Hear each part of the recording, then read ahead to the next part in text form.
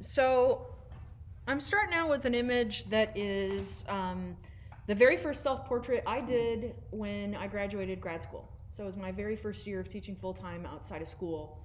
And I think it's a good idea for you to get in the habit, if you're going to paint regularly, to do a self-portrait a year. It's a really interesting exercise as your face changes, as your body changes, as your painting style changes, to show this evolution. And I think the first question that people engage with when they're dealing with a self-portrait is, why do it? And usually novices or people who are very new to painting think that the only reason to do a self-portrait is vanity. And that's not true at all. That's not why artists have done them. There have been some vain self-portraits, and of course we're living in the age of the selfie, and so one cannot in any way separate themselves from that exercise. But it's a thing that goes back and way back. It is a focus on vision, on the fact that you are the cheapest and most readily available model that you will ever have. You can utilize yourself in place of myth or narrative in some way, shape, or form. You can be emblematic of something else. So it's a way to use yourself freely without having to worry about the constraints that might be imposed on you if you were working with a model, relating to likeness or relating to what it is you're saying about them.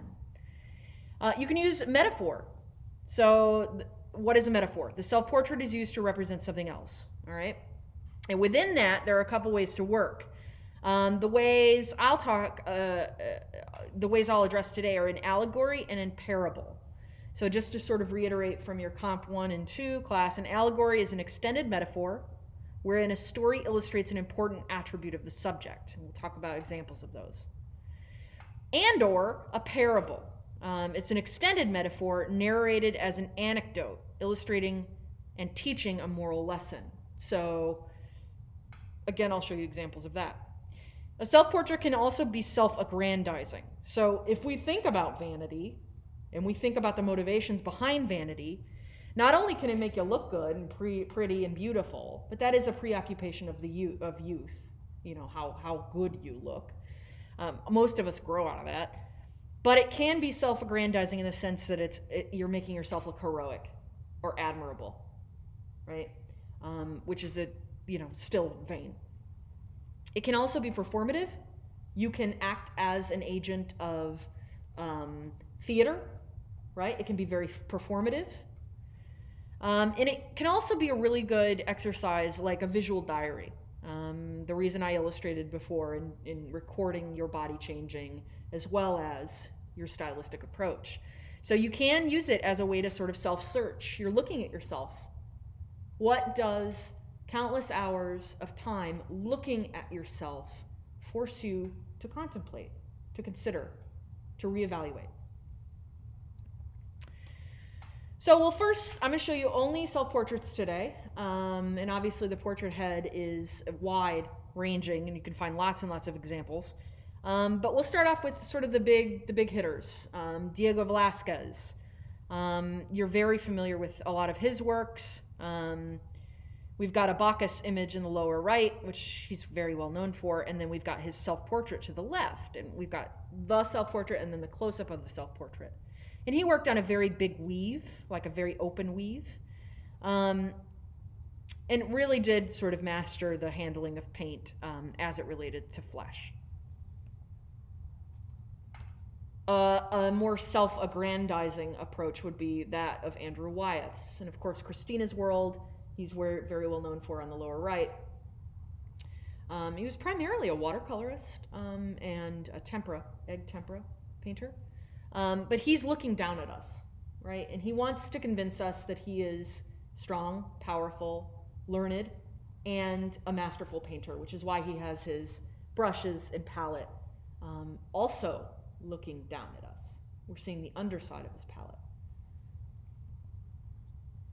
Jacques-Louis David, The Oath of the Horatii, in the upper right-hand corner. Jacques-Louis David painted this in jail. He wanted to liberate France. It was during the French Revolution.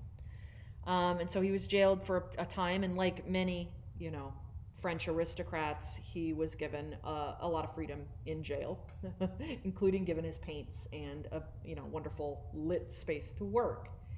He had an abscess in his mouth, so that's why you see his face being a little asymmetrical.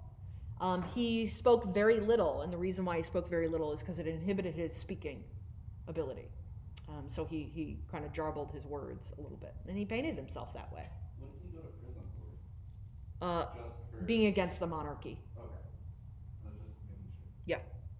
So the Oath of Horatia, he's a neoclassicist, and what a neoclassicist does is they hold up the truths and ideology of the classical world, the Greeks and the Romans. And so the Oath of Horatia is these soldiers swearing their allegiance to Rome while their father holds up their swords. And what is Rome? A democracy, right? So he's making paintings that are essentially propaganda, right? Against the inherited throne. Edgar Degas, of course you know him and his dancers. Here we have a young Edgar Degas, a little clumsy. He's very young, a little yellow, but a big head nonetheless. George Apperly, I chose this one not because he's famous. Most of you won't know who he is, but because it's a very sort of dainty, genteel mode of presenting oneself. He is a man who is holding a tiny brush, which some might make jokes about, with his pinky up. And he's placed in an environment that is domestic, with wallpaper and paintings on the wall. This is not a traditional studio space. So he's intentionally making himself effeminized, and to great effect. He's very boyish, he's very beautiful. And so what he's doing is he's really, this is a sort of counter argument to the self-aggrandized, hyper-masculine, I'm looking down at you while painting large works. These small work, it's not even a studio, it's tiny, right? Gustav Kayabat, of course, the image there on the lower right-hand corner that you're familiar with, really, really did beautiful things with atmosphere and light. He's looking back at us, so it's almost as if he's been caught working, and he's giving us a side glance. Elizabeth Vigée-Lebrun. She was a court painter, a woman, yes, who painted for, I believe, Marie Antoinette, if I'm correct. Either way, she painted for the French aristocracy. And she did very flattering portraits of her subjects.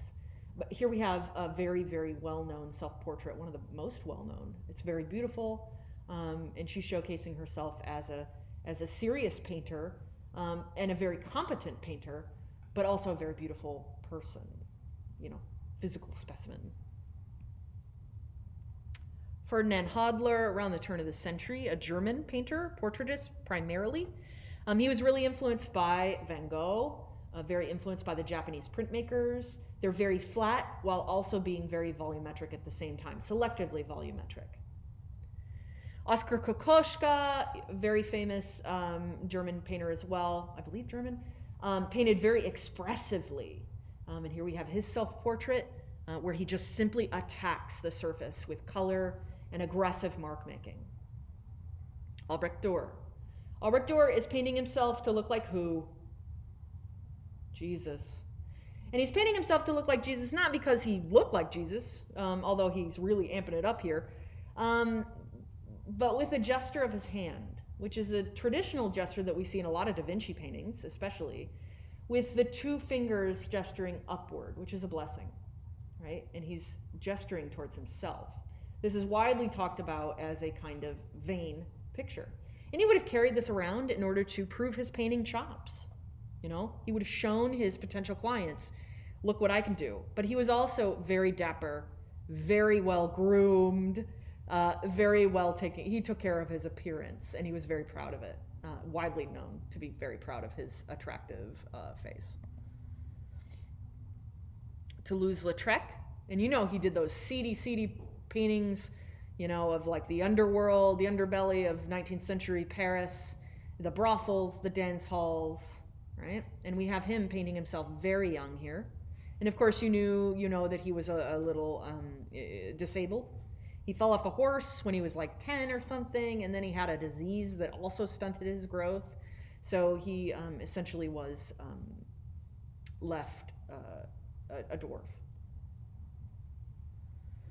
Max Beckmann, a German painter, it's sort of part of the Weimar Republic. And the Weimar Republic is the time between World War I and II, where it was a very permissive and progressive, very liberal place to be in Berlin during the Weimar administration. And so he was a part of that and lived the high life as a night owl. And he, stylistically, is also very flat. He emigrated to the United States during World War II, and they have an entire room of his work in the St. Louis Art Museum. Very, very large works, where he taught at WashU. I believe he taught at WashU. And of course, Rembrandt. Every single year did a self-portrait. He plays with light. He is the master of light, golden light to be specific. And he really did play with theater. He played with theater to such a degree that he became the theater. Here we have a painting that he did very, very late in life, which showcases his ability to render flesh and transform paint from this crusty mud into something absolutely abjectly beautiful, satisfying, and sad at the same time. He's showcasing his age and, of course, his destitution late in life when he had no money. Anthony van Dyck was a student of Peter Paul Rubens. He was also a court painter for the British Royal Court. And here we have a very regal painting that he's Dutch, that showcases his sort of style and elegance. And here we have an idea about the size of it. I love Anthony van Dyck. Oof. Caravaggio. He did lots of self-portraits throughout his life. They're not very well known as self-portraits by most people walking by. We have Sic Bacchus on the left, which is considered to be a sort of criticism of the classical world, ushering a new era, which is why he's sort of green-faced. And we've got some fruit starting to rot. On the right there, we have Boy Bitten by a Lizard, which is widely presumed to be a kind of parable, a warning about sexually transmitted diseases. Because his finger is being bitten by something that is dangerous.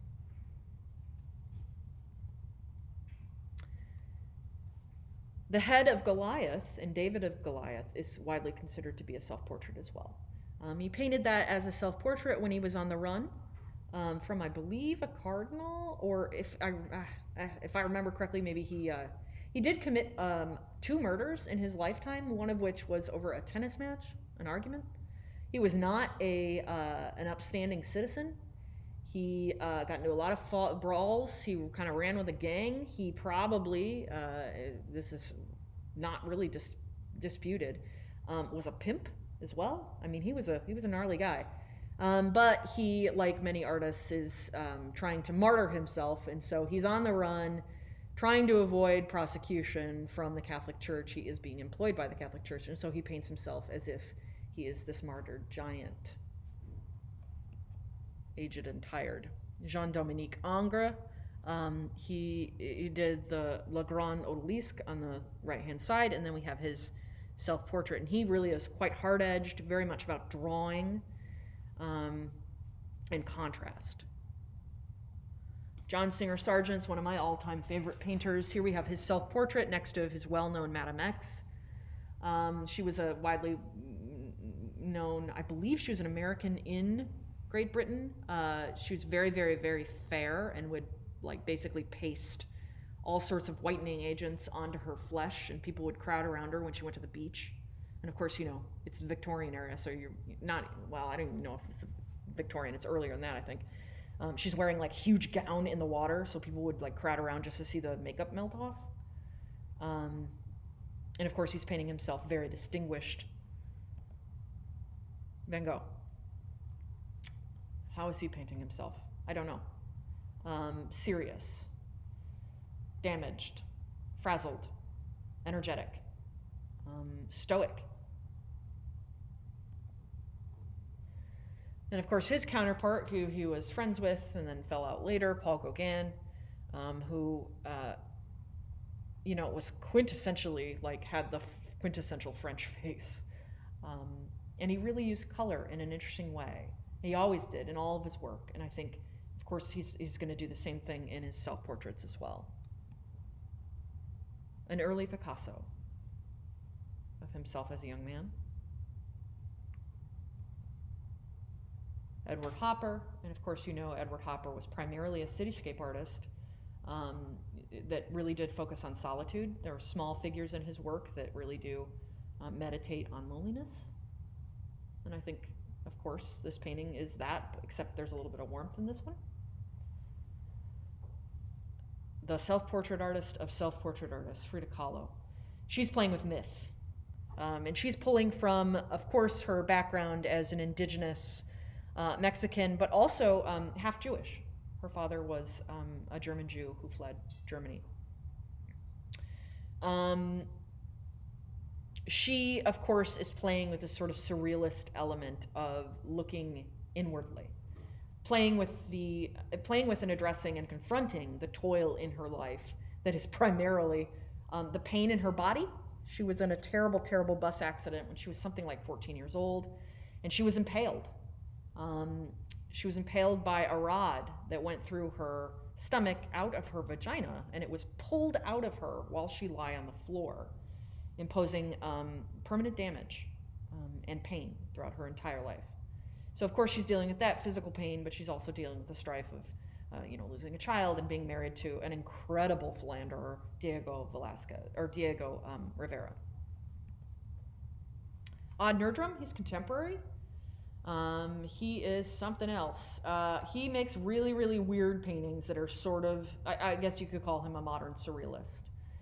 He likes to think of himself as a contemporary version of Rembrandt. And he does very much paint like Rembrandt. And here we have a self-portrait with bloody nose. He's served a good deal of time in jail for not paying his taxes. He owns an island. This is Tyshawn Scherenberg. He's primarily a portrait figurative artist. I love him. He's very influenced by Lucian Freud. And these are huge. These are enormous paintings. These are like 4 foot by 4 foot heads. Huge. Lovis Corinth painted primarily figures as well, a little older, dead now, turn of the century and later, like an academic, and then like a burly, bear of a man with his hairy chest, kind of mythical. Francis Bacon, y'all know his work, The Pope Screaming, right? And here we have 2 self-portraits. Francis Bacon was a raging alcoholic. He struggled his entire life with addiction and the death of his partner, who died from, I believe, an overdose on the toilet. And he found him. But his partner, so dealing with a lot of strain and anguish. But just simply modern anguish of being the person he was. This is Francesco Clemente. Sorry, I didn't make the name large there. He's a Spanish painter who I also would call a sort of surrealist artist. And here we have 2 self-portraits done by him. Gustave Courbet, the father of modernism, we've talked about him a lot. These are both self-portraits with pipe and then, of course, sort of acting surprised. Very well known, very dramatic. Christian Schad is a weird painter, also a painter during the Weimar Republic with Max Beckmann, also a kind of surrealist painter with high naturalism, much in the same vein of like maybe Salvador Dali. And he explores the sort of Freudian impulses of his sexuality and his masculine identity. And yes, that is a completely distorted, emaciated figure that he's playing with there. Yu Minjun is a Chinese artist who exclusively does self-portraits, but he uses them as a sort of a device to say other things. And they're always, always, always pink, and they're always, always hysterically laughing. And he's playing with the visual language of Chinese communist propaganda painting, in this style at the very least. Although the figures are very strange and oddly terrifying in their way. And he's very coy about his explanation about why they're smiling. He's like, because they're happy. Which, of course, is very transparent that it's not necessarily what they're about. They insist upon themselves so much that there's no possible way they're just happy. If something can be excessive in such a degree. And there he is in the studio smoking a ciggy. Notice he's not smiling. He must not be happy. I like his work very much. Susan Hauptmann only does self-portraits. She morphs them. She died a few years ago of breast cancer, sadly. She only makes drawings. And she does weird things like gild nipples or do a self-portrait holding her husband like a baby.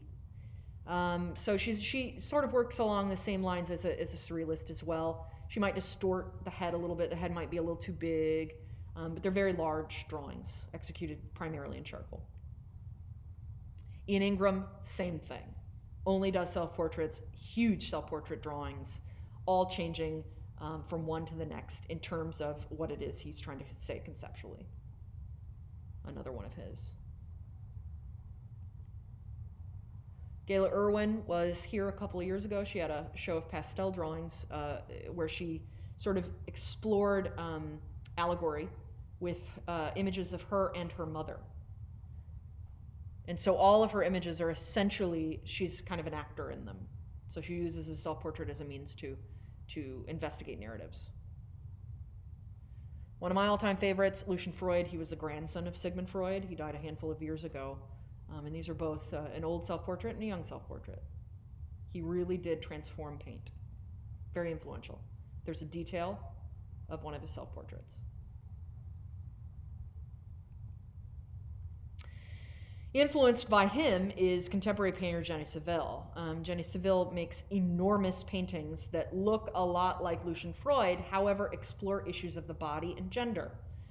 Here we have a self-portrait where she's lying her head against a mirror, and it appears as though she's kind of bloodied. And that is the method in which she typically works. She is a fuller woman, but I would definitely not call her obese. But she sort of distorts her body to the point that it becomes an exploration of the body as it grows and changes through womanhood, stretch marks and flesh and overlap. And she really does sort of fracture the body to such a degree that it is incredibly confrontational and really does push the boundaries on what we consider beautiful or erotic.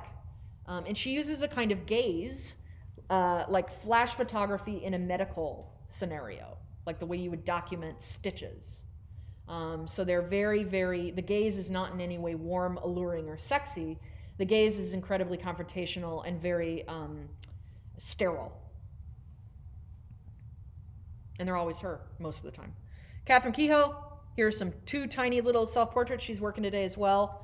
She works very small and works with a lot of focus on planes and color.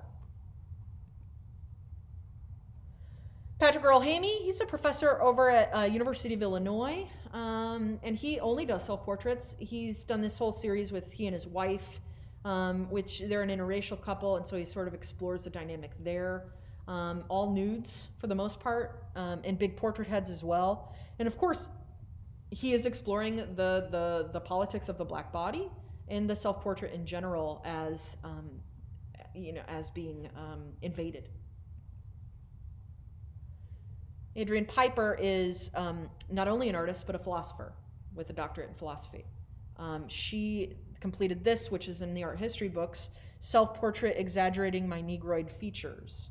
She is a black woman who believes, and probably so, that she can pass for white, as her grandmother did as well. And so she performs these social experiments, art projects really, where she goes out and makes herself sort of an outcast.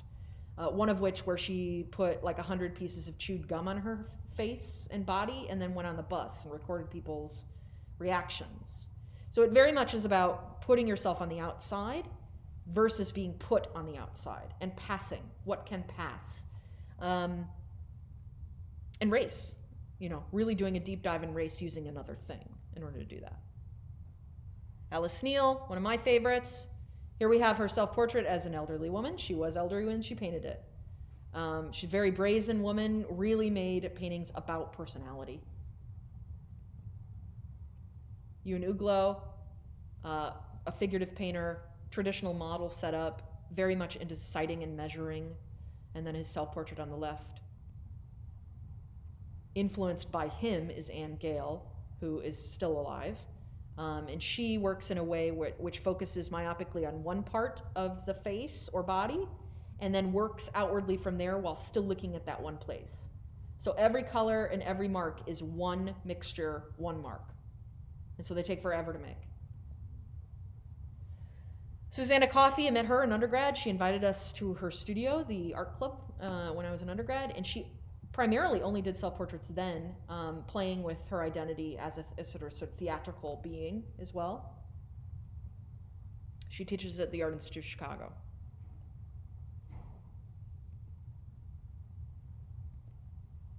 There's more examples there. Nick Lepard on the upper left-hand corner. I didn't put his name, but he's become fairly well known. Nick Lepard. And then some other ones I didn't write the names down to. Just beautiful examples that I wanted to show you.